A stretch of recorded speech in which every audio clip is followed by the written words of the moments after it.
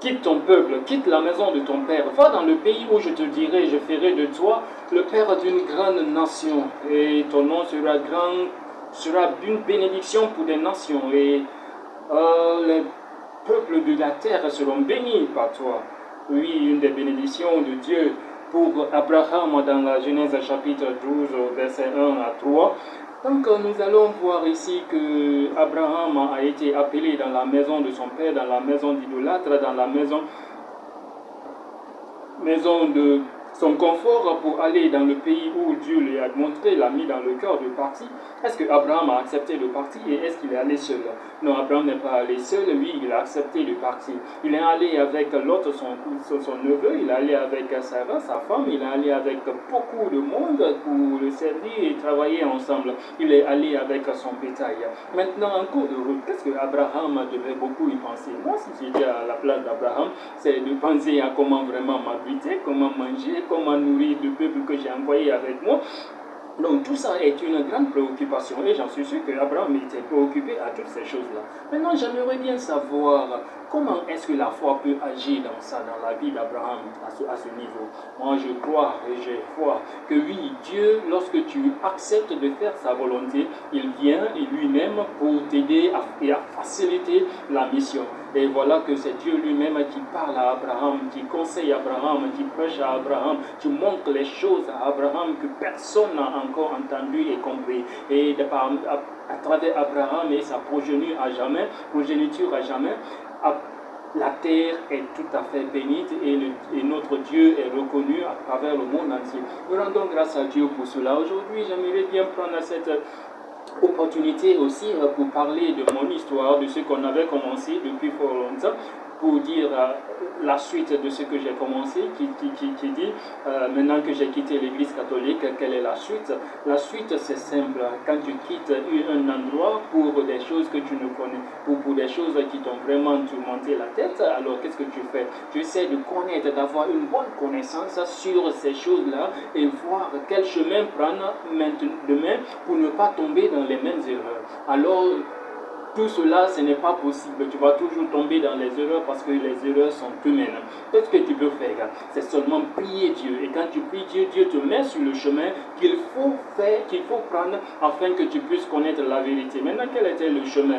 Dieu m'a mis dans le cœur d'aller dans une église, d'aller dans, comme on appelle, une école biblique. Alors la mission était de connaître Dieu à travers les saintes écritures. Tout ce qui est écrit dans la Bible, c'est ce qu'il m'a demandé d'aller connaître. De la Genèse jusqu'à la Révélation, de verset par verset, dans tous les chapitres, Dieu m'a fait ce miracle de pouvoir connaître cela, de pouvoir,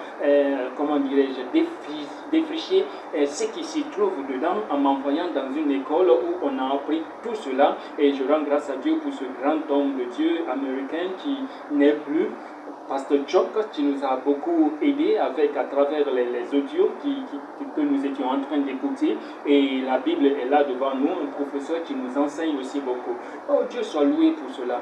Donc j'ai un bon conseil pour tous ceux qui sont dans l'école biblique. Quand vous êtes dans l'école biblique, il faut faire très attention. Il ne faut pas seulement aller à l'école biblique pour avoir des diplômes. Il faut aller à l'école biblique pour avoir une maîtrise, pour avoir une connaissance spirituelle et une relation personnelle avec l'Éternel, pour mieux le connaître, afin d'être protégé spirituellement et mieux spirituellement, et afin d'être protégé dans la connaissance, pour ne pas que quelqu'un te trompe avec cette connaissance. Alors je rends grâce à Dieu pour ce qui s'est passé pendant ce bon temps.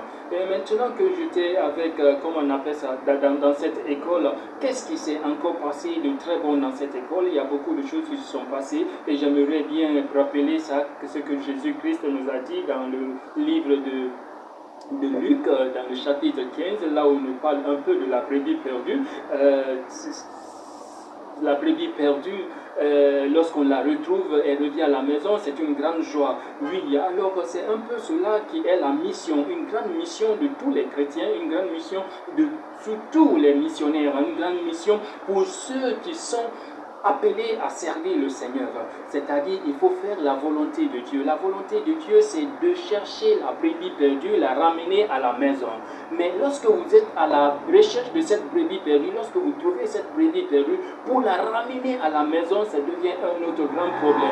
Parce que ceux qui sont déjà à la maison, les 99 brebis qui pensent qu'ils sont à l'abri, voici ce qu'ils vont se penser, que tu es devenu quelqu'un de très difficile, que tu es devenu aussi une brebis perdue. Il faudrait qu'on te ramène à la maison, qu'on te ramène sur les ordres, parce que tu ne fais pas ce qu'il faut, ce qui est à faire. Tu as laissé le chemin, mais je vais vous dire que le vrai chemin, c'est celui de continuer à évangéliser, à chercher la brebis perdue, à chercher l'âme perdue, à la ramener à la maison, la ramener à la raison, la ramener pour servir le Seigneur, pour rendre gloire à Dieu, pour rendre gloire au Tout-Puissant Dieu. Alors voici ce que je vous donne comme conseil, frères et sœurs, qui sont dans l'école biblique. Il faut aller là-bas dans l'ambition de connaître Dieu, de chercher Dieu et de faire la mission de Dieu, celle qui est d'aller chercher la brebis perdue et la ramener à la maison.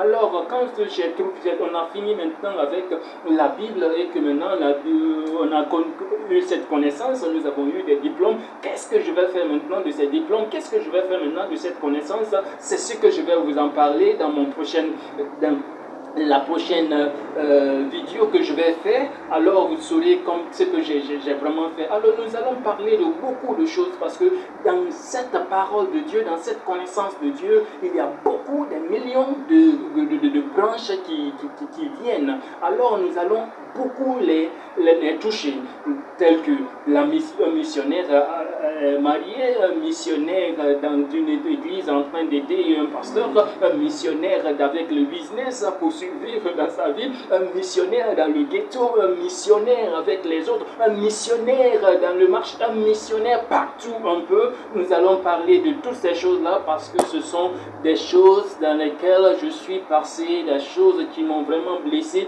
des choses qui m'ont aussi guéri, c'est des choses qui m'ont donné plus de connaissances dans ma vie. Et aujourd'hui, je rends grâce à Dieu, parce que je vais prêcher, je ne m'arrêterai pas de prêcher, je continuerai à prêcher, je parlerai de Jésus, car Jésus a fait de moi son serviteur, et je suis ravi de le servir pour toujours. Soyez bénis, au prochain.